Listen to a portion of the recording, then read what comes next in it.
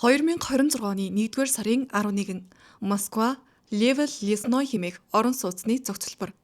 Энэ бол Москвагийн оролцоох нам гүм, тохилог, тайван, амьдрахад тохиромжтой гэж тооцогддог газар. Гэхдээ тэр нэгэн шөнө хөршүүд нь нэгэн айлын ханы цаанаас маш ширүүн маргаан өрнөгдөөг сонссон. Энэ бол гэр бүлийн жирийн маргаан биш гэдг нь мэдрэгдэж байсан гэдэг. Хөршүүд нь хажуу айлын хосуудын тэрхүү хурц айц төрөлм хэрүүлийн мэдрэмжийг арьсаараа мэдэрч байж. Чанга хашгирах дуу чимээ хэсэг үргэлжилж байгаад гинэт чимээ намдаад байр тэр чигтээ намгүм болчихож. Харин маргааш өглөө нь хотгоны гадаа хашаа цагдаагийн тохиолол асаасан машинуудаар дүүрсэн байж. Амар тайван амьдралдаа дассан оршин суугчид юу болсныг сонсоод зочролд орсон. Тэрхүү айлын хаалганы цаана ямар амар эмгэнэлт явдал болсныг хинч төсөөлж чадаагүй юм. Тэр байранд Владимир болон Дарья Глухов хэмээх эхнэр нөхөр амьдардаг байж, хөршүүдийнх нь хувьд энэ хоёр үргэлжил баг зэрэг тийм нууцлаг, ойлгомжгүй хос байсан гэдэг. Тэд хоорондоо их ялгаатай харагддаг. Эрэгтэй нь болох Владимирийн хувьд Москвад нэр хүндтэй, амжилттай ажилладаг дарсны шүүмжлэгч. Өөрийн гэсэн байр суурь нэр хүндтэй хүн. Харин Дарья бол түүний залуухан эхнэр. Энэ оны 1-р сард гэхэд Дарья дөнгөжил 22 настай байсан. Тэдний насны зөрүү нь бараг 20 жил. Харин гэрлээд ердөө 1 жил л болж байсан юм байна. Тэр өдрөөс хэдхэн хоногийн дараа 1-р сарын дундуур Дарья 23 насны төрсөн өдрөө тэмдэглэх ёстой байсан. Амьдрал нь дөнгөжил эхэлж байсан үе түүнд төлөвлөгөө, карьер, хүсэл мөрөөдөл, цаашдын амьдралдаа хийх зүйл бусдын лайдал маш их байсан нь мэдээж. Тэр нөхрөөсөө хамаагүй дүү байсан ч санхүүгийн хувьд хамааралгүй өөрийн гэсэн замаа бүтээж явсан эмэгтэй байсан. Гэхдээ 2026 оны төрсөн өдөр нь хизээж болох хувьгүй байсан юм. Гаднаас нь харахад тэд амжилттай, боловсралтай, боловсон гэр бүл шиг л харагддаг байсан. Гэхдээ хөршүүдийнх нь бараг хинэнч энэ гэр бүлийн хаалттай хаалганы цаана яг юу болдгийг мэддэггүй байж. Учир нь Глуховын хосуудын дунд нийлээд юр бүсийн нэг сонирхол байсан. Тэд BDSM төрлийн харилцаа буюу хосуудын хоорондын эрх мэдэл, захирагдах харилцаа, хязгаарлагдмал өвдөлт, төрөл бүрийн дүрм тулгуурласан дотн харилцааны практикийг сонирхдог байж. Аимшигт явдал болсон тэр нэгэн шөнө тэд гэртээ хоёулах навлдсан байж, тэдний хаалттай орчинд нөгөө хүсдэг зүйл нь тэр шөнө өрнсөн ч тоглоомын дүрмнийг л бишээр эргээд тоглоомын дүрм нь алдагдчихаж. Нэг мэтгэд Дарья ухаан алдсан юм байна. Дараа нь мөрдөн байцаалтын шатанд Дарья гадны нөлөөтэй амьсгал боогдсны улмаас нас барсан нь тогтоогдсон. Ингэжл энэ хэрэгт Владимирийн хачин сонин аюултай дадал зуршлуудын талаарх маш хүнд баримтууд дэлгэгддэг.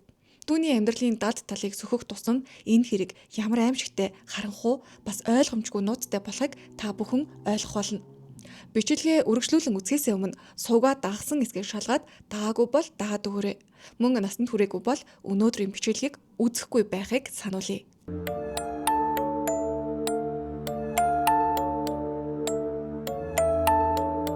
Энэ хэргийн тухай сонсохоор тэр BDSM сонирхол хэрхэн хүний амь насанд хүрсэн аюултай донтол болж хувирсан бол яг үнэндээ юу болсон юм бол эсвэл бүр санаатай аллага байсан уу? Эхнэр нөхөр хоёрын дунд байнга хийдэг байсан тэр дотн тоглоомын үеэр гарсан эмгэнэлт алдаа болчихсон юм болов уу? Магадгүй Дарья зогсоо гэсэн дохио үгээ хэлж амжаагүй болов гэд олон асуулт толгойд ботогдохоор. Энэ эмгэнэлт явдал хэрхэн боломжтой болсныг ойлгохын тулд бид Владимир Глуховын хувь хүнийг маш анхааралтай ажиглах хэрэгтэй. Тэр өөрийнхөө эргэн тойронд огтлолцох ёсгүй хоёр өөр ертөнц, хоёр өөр амьдралыг тун чадварлаар бүтээж чадсан нэгэн санагдсан. Тэр хоёр ертөнцөнд хизээж уулзах ёсгүй мэд явж ирсэн гэж хэлж болно. Владимирийн хувьд 42 настай, олонд хүндлэгдсэн мэрэгжилтэн, дарсны салбартаа өөгүй нэр хүндтэй мэрэгжлийн хүн. Түүний карьер 2010-ад оны ихээр эхэлсэн байдаг. Тэр үедээ зүгээр л нэг шинэхэн мэрэгжилтэн байсан бол аажмаар туршлага хуримтлуулад салбартаа хүлээн зөвшөөрөгдсөн мэрэгжилтэн болж өссөн юм байна лээ. Тэр олон улсын тэмцээнүүдэд оролцоод International Wine Competition зэрэг нэр хүндтэй дарсны уралдаан тэмцээнүүдэд шүүгчээр ажиллаж өөрөө ч тэмцээнүүдээсээ хэд хэдэн удаа шагнал авч байсан удаатай. Түүний мэрэгжлийн санал бодлыг хүмүүс үнэлдэг байсан болохоор Владимирыг нийслэлийн нэр хүндтэй ресторануудын ярилцлага, нэвтрүүлгүүдэд байнга урьдаг байж. Мөн олонний хүрээлэлтэй, хаалттай арга хэмжээ, элитүүдийн хаалттай үдшилэг, амталгаанд хамгийн хүндтэй зочноор оролцоолдог байсан. Ингээд сонсохоор гаднаас нь харахад Владимир амжилтынхаа оргилд хүрсэн нэр хүндтэй, өөрийн салбартаа үнэхээр л хүлээн зөвшөөрөгдсөн хүн байсан байгааз. Гэхдээ одоо бидний мэдэж байгаагаар тэр гялалцсан нэр хүндтэй мэрэгжилтний дүр нь үнэндээ маш сайн бүтээсэн маск байж. Түүний олон нийтээс нуугдсан өөр нэг амьдралыг нь зөвхөн маш дотны хүрээний хүмүүс нь л мэддэг байж. Лекцэн дуусаад дарсны фестивал арга хэмжээнд өндөрлсөний дараа Владимир Глухов BDSM практикийн ертөнц рүүгээ шумбан ордог байлаа. Гэхдээ тэр нэг зүгээр оролцогч биш, харин бүр идэвхтэй зохион байгуулагч, тэр хүрээллийнхээ нэг төрлийн гол хүн нь байсан юм байна. Тэр Москва дахь хаалттай BDSM клубын админаар ажилладаг байсан. Мөн 1925 орчим дагагчтай хаалттай Telegram сувгийг өөрөө ажилуулдаг байсан юм байна. Тэндээ өөрийн хийсэн бэлгийн харилцаа, сексүүдийн явцыг комменттойгоор ил тод задгаа контент болгон нийтэлдэг. Одоо мөрдөн байцаагчдын шалгаж байгаа тэр бичлэгүүд, зургууд дээр олс, дэс, ташуур мөн хутгнууд ч дүрслэгдсэн байдаг. Владимир өөрийгөө арвин туршлагатай хутганы донтон хэмээн нэрлээд BDSM-ийн хамгийн аюултай төрөл болох knife play буюу хутгаар тоглох практикт асар их донцсон юм байна. Тэр хамтрагчдийнхаа нүцгэн болон эрүүдэн шүүгцэн мэт зургуудыг группийнхээ хүмүүст нууж хаалгүй нийтэлдэг байсан. Эхэндээ түүний анхны эхнэр зургнуудад нь гардаг байсан. Тэр эхнэртэйгээ хамт тэр группийн админ нь байж. Харин хэсэг хугацааны дараа зургууд дээр нь Дарья гарч ирэх болсон юм байна. Тэр их сурвалж дээр байгаа зарим зураг бичлэг нь насанд хүрэгчдэд зориулсан ил задгаа агуулгатай учраас энд мэдээж харуулах боломжгүй. Владимир Глухов өөрийгөө энэ хаалттай ертөнцийн доминант буюу эзэрхэгч, захирагчийн байр сууриас харуулад эмэгтэйчүүдэд өөрийн эрх мэдлээ тогтоохыг эрмэлздэг байсан. Ташуур даах, дээсээр хүлж баглах, эртээ хурц зүйлс ашиглах зэрэг нь түүний өдөр тутмын амьдралын нэг хэсэг болсон юм байна. Тэр зөвхөн гэртээ үүнийг хийхээс гадна бүр BDSM-тэй холбоотой тусгай фестивалуудад тогтмол оролцоод байгальд ил агаарт тэр гажж гэмээр бэлгийн зүйлсийг хийдэг байсан юм байна. Глуховын энэ далд амьдрал аимшигт аллаг гарахтай ч өмнө нь хар бараан сүудэртэй байсан гэдэг. 2025 онд энэ эмгэнэлт явдлаас ердөө 1 жилийн өмнө Глухов түүний эхнэрийн холбоотой байсан хаалттай клубт хууль сахиулах байгууллагын нэгжлэг хийсэн байдаг. Тэр даруйд нь л тус клубын үйл ажиллагааг зогсоож хагаад сошиал сүлжээндх хуудсуудыг нь устгаж зураг бичлэгүүдийнх нь ихэнх нь цахим орчноос арчигдсан. Гэхдээ интернетэд нэгэнд үлдсэн зүйлсийг бүрэн устгах амаргүй, цахим болмөр болон тухайн гэрчүүдийн яриа Владимирийн тэр нууц амьдралын дүр зургийг хадгалж үлдсэн байсан юм. Владимир Глухов бол өвдөлт, эрсдлийн заг дээр өөрт нь хүчтэй мэдрэмж төрүүлэх зүйлсийг эрэл хийлдэг хүн байж.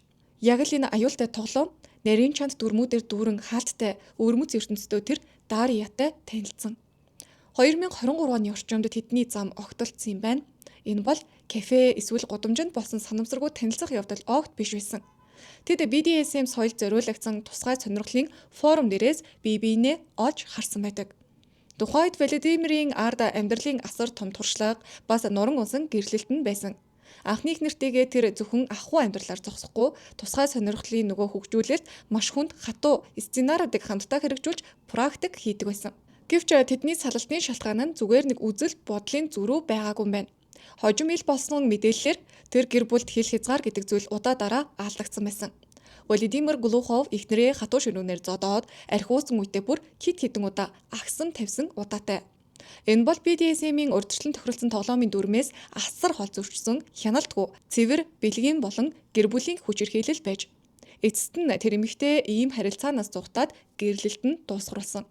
Гэвч хамгийн аимшигтай нь Дарья Владимиртэй харилцаа тогтоохдоо түүний энэхүү харанхуй аюултай өнгөрсөн түүхийг огт мдээгүй явдал. Тэр Владимирыг маш харизмтай, туршлагатай, ухаалаг, чадварлаг хүн гэж хараад Дарья түүний амьдралд тоглоомын дүрмийг дагахад бэлэн нэгэн болон гарч ирсэн.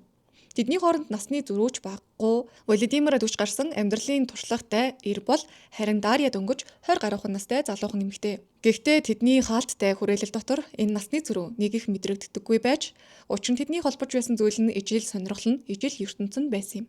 Харилцаанч маш хурдан гүнзгийрээд 2025 онд хосууд гэрлэлтэй албан ёсоор батлуулсан.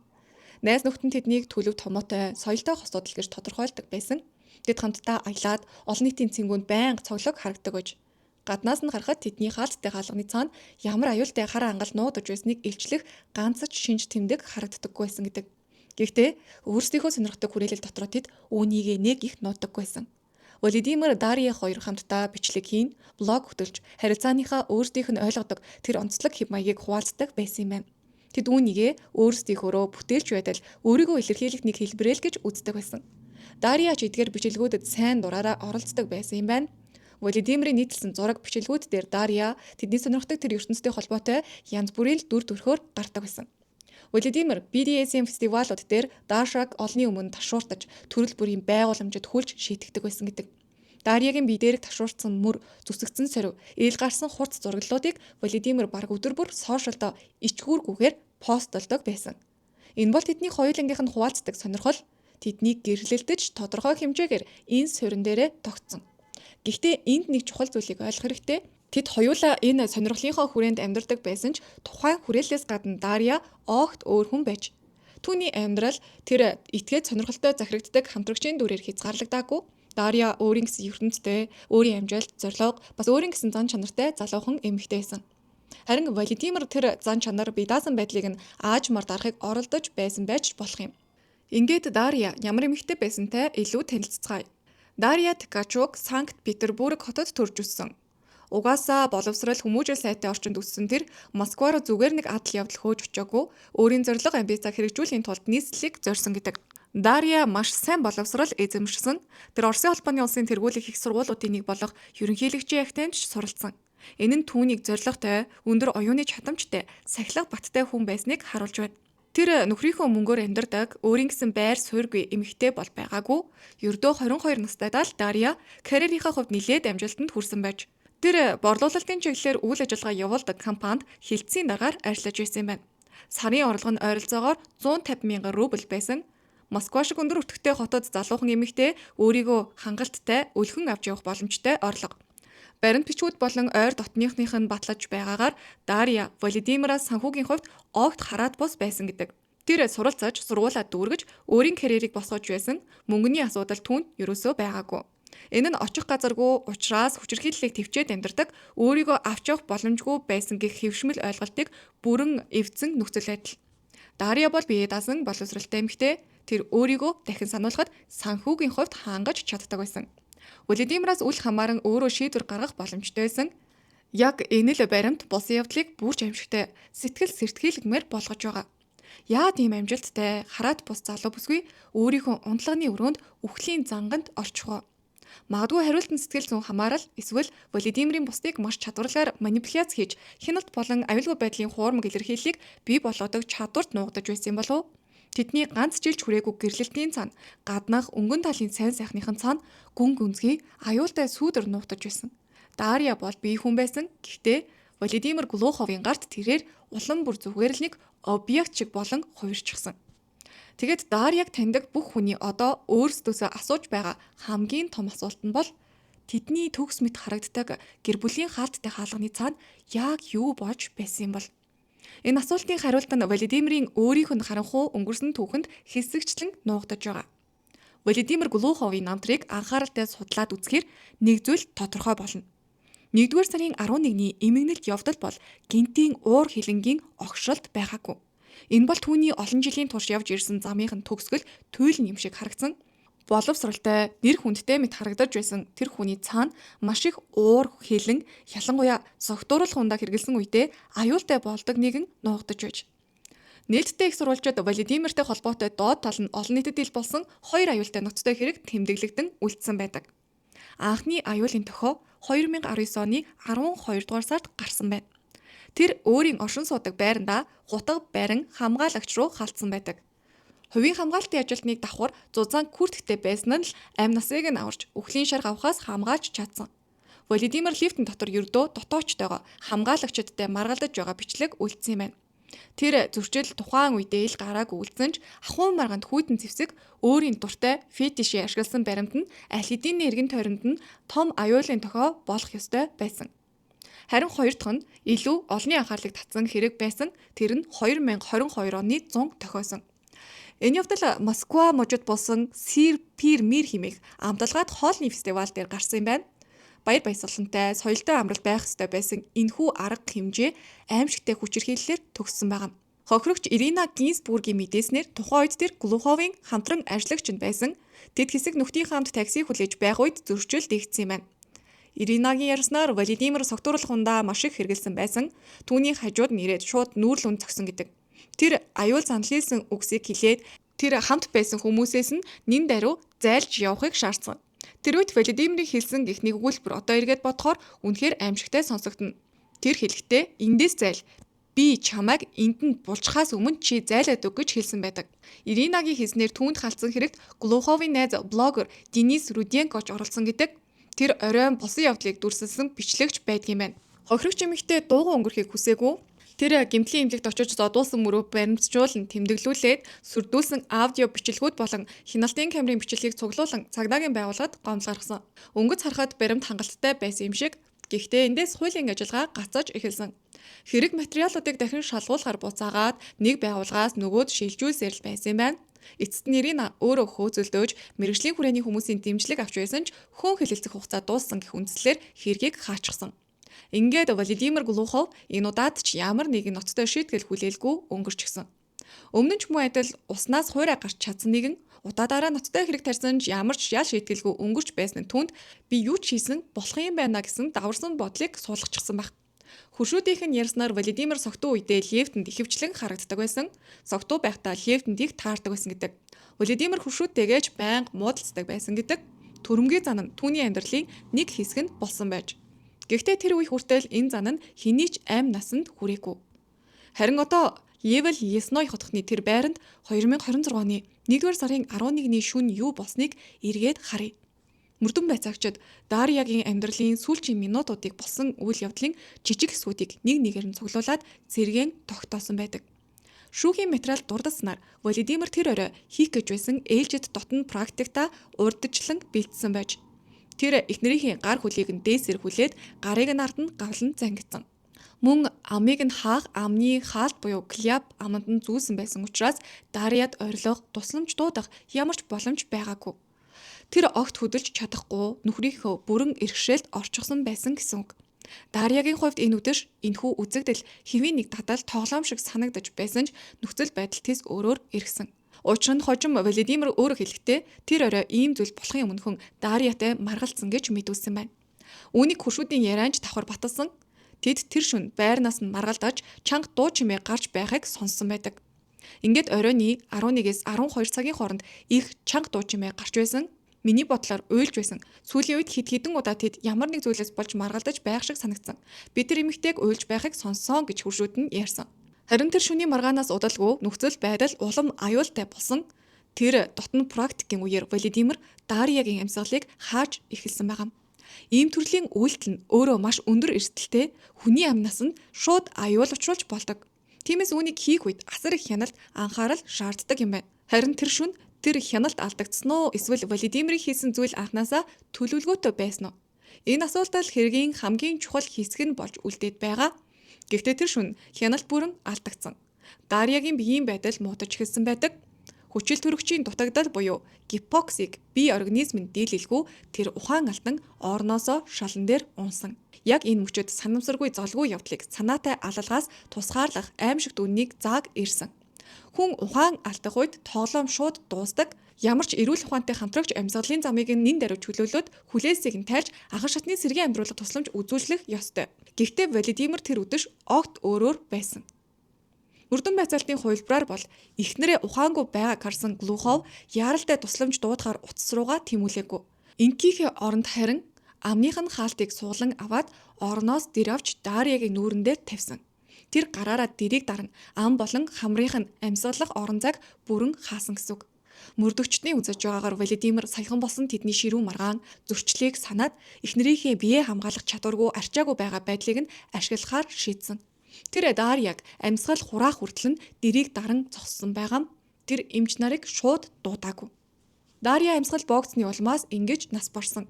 Түүний зүрх өөрийнх нь унтлагын өрөөндөө хайртай байсан эрийнхэн дэргэд зогссон юм. Эмнэлгийн шинжээчид дэрээр боож амийг нь хөнөөснийг алдмын ёсоор тогтоосон. Мөрдөн байцаалтын багаас дэр ашигласан үйлдэл нь шууд санаатай алга хийснийг тодорхой илтгэнэ гэж үзэж байгаа. Энэ бол тачаадж хөөрсөн үедээ санамсаргүй боосон хэрэг биш, эсэргүүцэл үзүүлж чадахгүй байсан хүний амийг зоригтойгоор тасалсан явдал байсан. Харин одоо Владимир Глуховын өмгөөлөгчид өөр байр суурийг баримтлаж байгаа. Тэд болсон явдлыг эмгэнэлд осол байсан гэсэн хувилбараар хамгаалалт хийхийг оролдож байна. Владимир өөрөө ч бурууга бүрэн хүлээгээгүй. Тэр эхнэрийнх нь үхэл дотн харилцааны тоглоомын үеэр ямар нэгэн муу санаагүйгээр санамсаргүй болсон л гэж мэдүүлж байгаа. Өөрөөр хэлбэл би хэтрүүлч гэсэн байр суурьтай байгаа гэсэн үг. Хуулийн талаас нь авч үзвэл энэ хоёрын хооронд асар том ялгаа байгаа.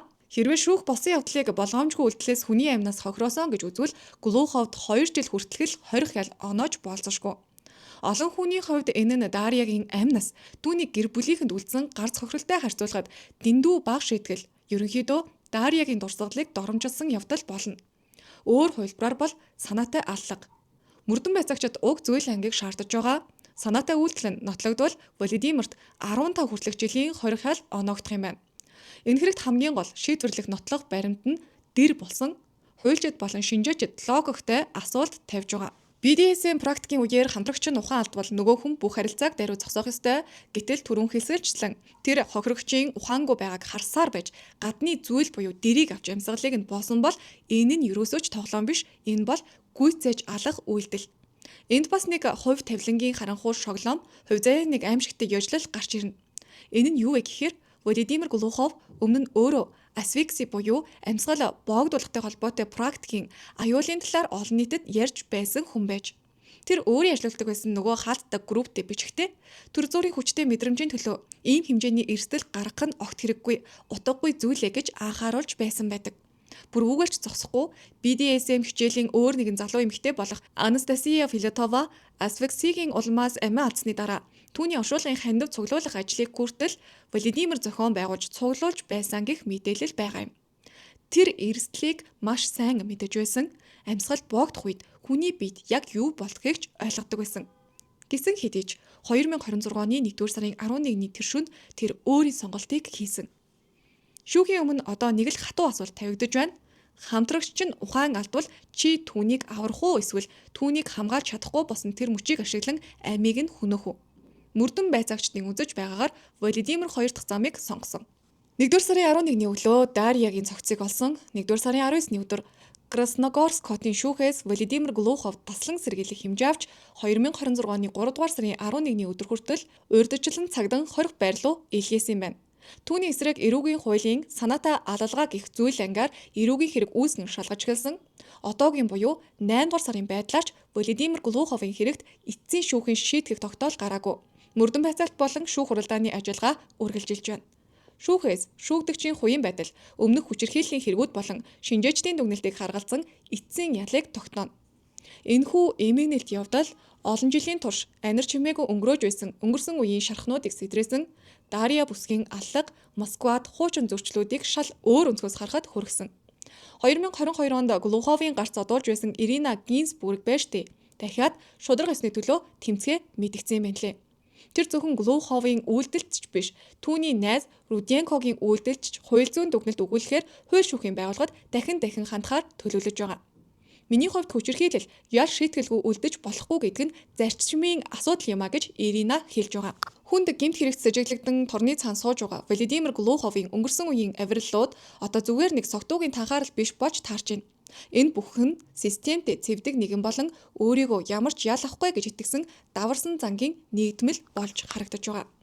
Нэгэн цагт амтлагааны үеэр түүнд баяр хүргэн алга ташиж байсан мэргэжлийн салбарынхан ч одоо ил болсон үннээс шоконд орсон. Ганцхан эмгэнэлт явдал багийг нь хуулаад хуулийн системийг ажиллахад инхүү хүргэсэн. Гэхдээ энэхүү ухаарлын үнц нь хэтэрхий өндөр тусчихсан. Владимир Дарья Глухова нарын түүх бол хоосон газраас гинэд гарч ирсэн зүйл биш. Энэ бол хинч шаардлагатай анхаарал хандуулаагүй олон жилийн аюулын дохионуудын цувааны үр дүн байлаа. Хамгаалагч руу хутга байран халдсан явдал, фестивал дээр хамтран ажиллагчаад зодсон явдал гэд энд чамааг буршлан шүү гэсэн сүрдүүлгүүд нийлээд түүнийг хэн байсныг аль хэдийн л илчилж байсан. Энэ бүх тохиог хүмүүс ааш зангийн асуудал эсвэл архитай холбоонд тоолгүй өнгөрөөжгсөн. Хүн суртал хэргийг хааж эргэн тойрных нь нүдэ аниж байсан. Эцэст нь ял шийтгэлгүй өнгөрч байсан байдал нь логик төгсгөлдөө инхүү хүрсэн. Авьяаслаг залуухан эмэгтэй өөрийнхөө гэрт хамгийн хитгэж байсан эрийнхээ гарт амиа алдсан. Энэ шүн яллагдагчийг хэлж байгаа шиг золгүй явдал байсан уу? Эсвэл ямар ч ял авахгүйгээ мэддэг зааг хязгаарыг давж сурсан эрэгтэйгийн амьдралын зүй ёсны төгсгөл байсан уу? Энэ асуултын хариултыг одоо шүүх тунгаана. Гэхдээ Дарьягийн хувьд ямар ч ял шийтгэл хэтэрхий оройтсон шүүлт байх болно. Та бүхний хувьд энэ хэргийн талаар ямар бодолтой байна? Энэ санамсаргүй золгүй явдал байв уу? Эсвэл санаатай бэлтгэсэн хорон санаа байсан уу? сэтгэгдэл хэсэгт өөрийн бодлоо хуваалцаарай. Бичлэгийг үзэж сонссон та бүхэндээ баярлалаа. Дээдлийн мөд сувагтаа subscribe хийж лайк дарахаа мартав. Би YouTube дээр бичлэг жилийн өмнөөс хийгээд дунд нь олон шалтгаанаар завсарсан болохоор яг тууштай бол 6 сар YouTube хийж байгаа. Дөнгөж эхлэл үедээ явж байгаач гэж хэлж болохоор та бүхний дэмжлэг надад маш чухал байгаа шүү. Мөн энэ хүртэл сонссон бол зүрх үлдээж мэдэгдээрэй. Тогтмол сэтгэлдээ үлдээдэг сонсогчдод маш их талархдаг шүү. Та бүхэндээ сайн сайхныг хүсье. Муу хүмүүсээс холхон байгаарай.